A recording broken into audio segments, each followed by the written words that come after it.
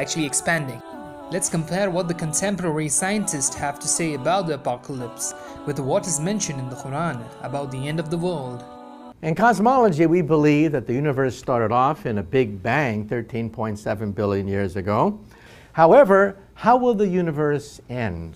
We have several possibilities. One possibility is a big crunch, when the universe squashes together in a gigantic ball of flame and maybe bangs once again. Another possibility is the big freeze, that the universe expands and just keeps on going, and we're all going to freeze to death, and we're all going to die when the universe reaches near absolute zero. Then there's something called the Big Rip, where the universe goes into an exponential expansion and expands so rapidly that the distant galaxies can no longer be seen, meaning that the night sky will be totally black except for some of the nearby stars. Which of the three alternatives is the fate of the universe? Well, the short answer is we don't know.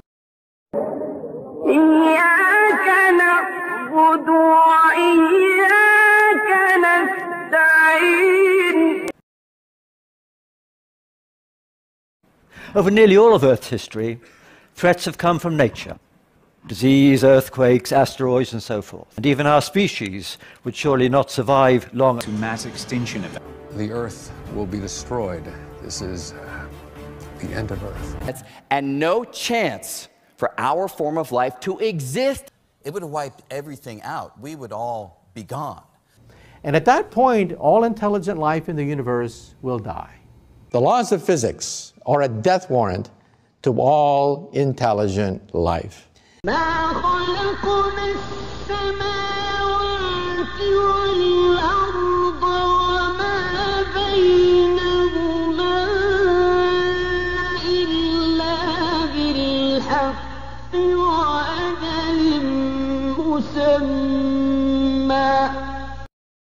All the tears and all the struggles and all the heartbreak of humanity, it's all for nothing. Why should you bother to wake up tomorrow knowing that we're all going to die billions and billions of years from now when the universe turns to absolute zero? What's it all mean anyway? It's pretty bad, and the chances for life surviving past, a few trillion years is just, it's really getting slim. And in those last few million years of existence, I don't think we will survive another 1,000 years. إنهم يرونه بعيدا ونراه قريبا يوم تكون السماء كالمهل وتكون الجبال كالعهن. The sky should be on fire. The stars will start flying away from one another, no longer held together by gravity. All of a sudden we see stars coming at us from all directions. All of a sudden temperatures begin to rise. The oceans will start to boil. All of a sudden the oceans boil. All of a sudden the mountains will melt. And the universe itself begins to reach blisteringly temperatures. All intelligent life must die.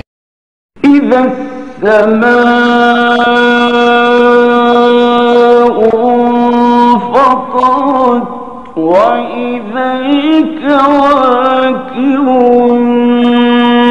انتثرت وإذا البحار فجرت وإذا القبور بعثرت.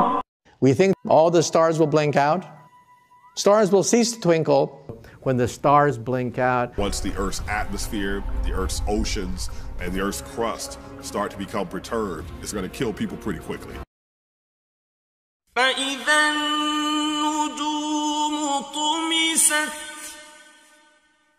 وإذا السماء فرجت وإذا الجبال نسفت.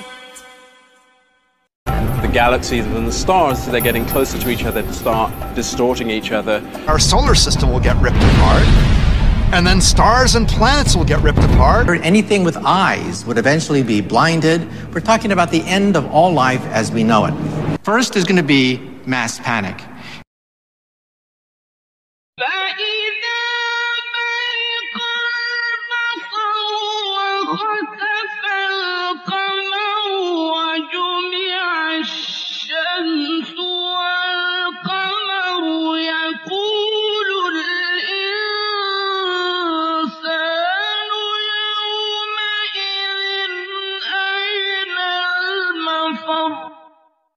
The sun will use up its all of its hydrogen fuel. The rate at which it's fusing hydrogen into helium, it will someday simply run out of hydrogen in its core. The sun that was huge suddenly becomes the sun that's very small and extremely dense, and then everything cools off, and then that object is no longer generating energy either, so it begins to cool as well. When the sun eventually cools off so much, you won't even be able to see it with your eyes. And so that's why some people call it a black dwarf or a dark star. It'll just be invisible. Oceans will begin to disintegrate and life will seriously begin to suffer. Humans, because we have an audacity to us, will try and hold on as long as possible. The crust, the rocks, the solid part of the earth will melt.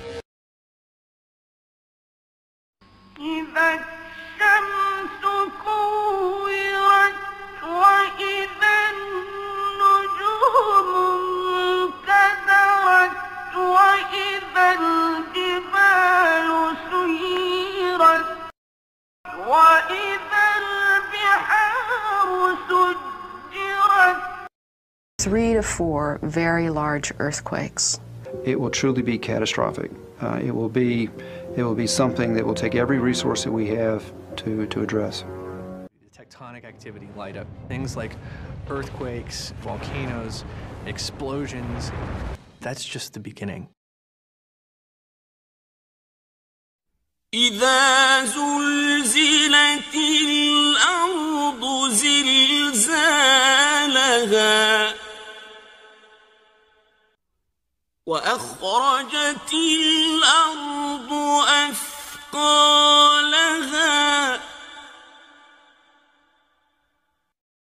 Life on the surface would die pretty quickly. The Earth, layer by layer, will be peeled off and ejected. The sun is pulling on the near side of the Earth more than it's pulling on the far side, causing Earth to become progressively more elongated. The Earth itself is being stretched and squeezed, and that stretching and squeezing affects the continents in a profound way. Eventually, it gets stretched so much that it starts breaking apart. What will happen next is the Earth's crust will shatter. The hot interior of the planet will essentially spill out. Tons of material being thrown into the sky.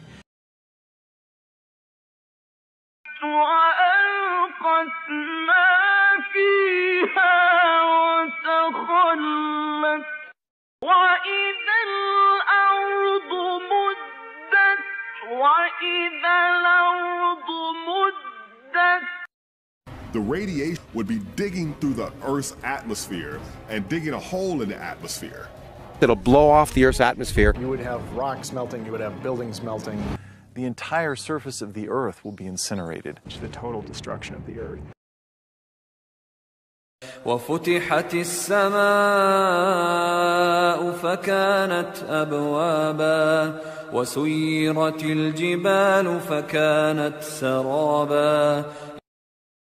The internal core and the crust of the Earth would start to get heated up and it would start to become molten, and this would result in earthquakes on a scale that we've never seen. Stress is nothing that we think about, right? We don't come up with stress.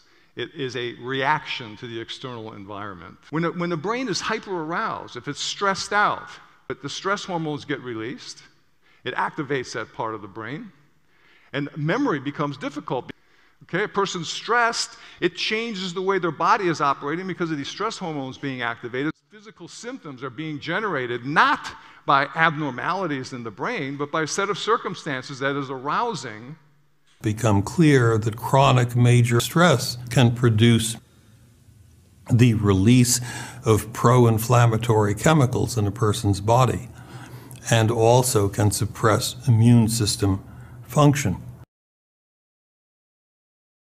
يا أيها الناس اتقوا ربكم إن زلزلة الساعة شيء عظيم يوم ترونها تذهل كل مرضعة عما أرضعت وتضع كل ذات حمل حملها وترى الناس سكارى وما هم بسكارى ولكن عذاب الله شديد. Is that your brain and your body start to wear out. High incidence of hypertension. You have chronic incidence of strokes and different types of heart attacks. وأنذرهم يوم الآزفة إذ القلوب لدى الحناجر كاظمين. A storm knocked down houses, knocked down people, knocked down whatever. Cast, billions of tons of Earth's crust into the atmosphere, cloaking Earth, blocking out sunlight, knocking out the base of the food chain, and sending a wave of extinction across the tree of life.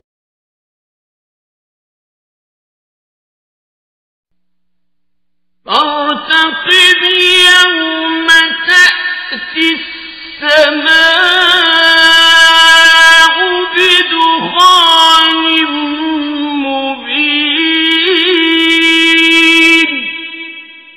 يغشى الناس هذا عذاب أليم. And when that happens, after the dust settles, you have an extinction-level climate shift. Clusters of galaxies to get ripped apart, and then galaxies themselves will get ripped apart. If the expansion of the universe continues to accelerate, and we have no reason to believe it won't, then everything we see now will one day disappear. At that point, all intelligent life in the universe must die. The laws of physics are a death warrant to all intelligent life. Everything has crumbled. Not just the sands and monuments to man's folly, but even the atoms themselves have begun to crumble. Even black holes are not possible. Even atoms themselves will get ripped to shreds. Black holes are not permanent features in the cosmos. The black hole will evaporate completely and disappear. The universe would become a cold, dark, and lonely place. كل من عليها فان ويبقى وجه ربك ذو الجلال والإكرام. It is temporary. We're in this huge expansion right now, exponential expansion, but it's going to reverse itself. Instead of a red shift, we'll have a blue shift as the universe collapses and bangs once again. Perhaps with the different laws of physics within each universe. Eventually we'll collapse and the whole thing will start over again. If the universe collapses, what might subsequently follow is another Big Bang, another expansion. Dimensions that sort of branch off from ours into a new universe. ونفخ في الصور ذلك يوم الوعيد. فإذا نفخ في الصور نفخة واحدة وحملت الأرض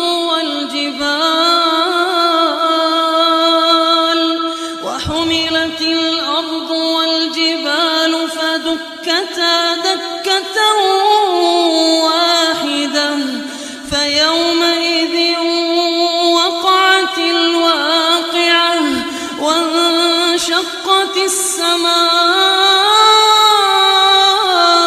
فهي يومئذ واهية.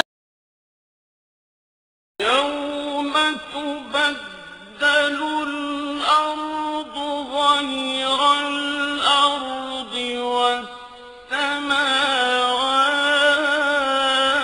والسماوات وبرزوا لله الواحد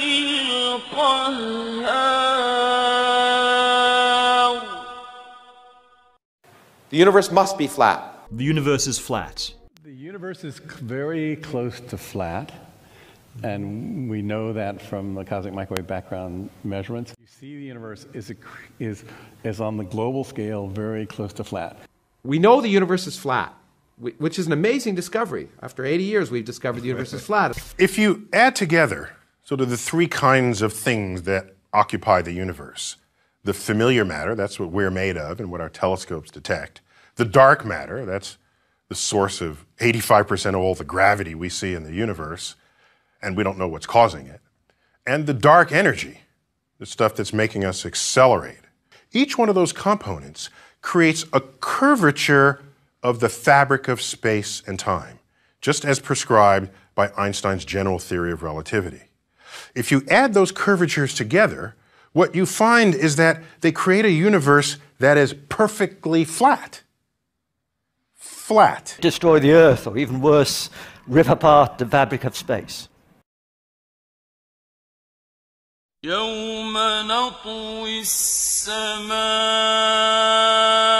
كطي السجل للكتب كما بدأنا أول خلق نعيده وعدا علينا إنا كنا فاعلين.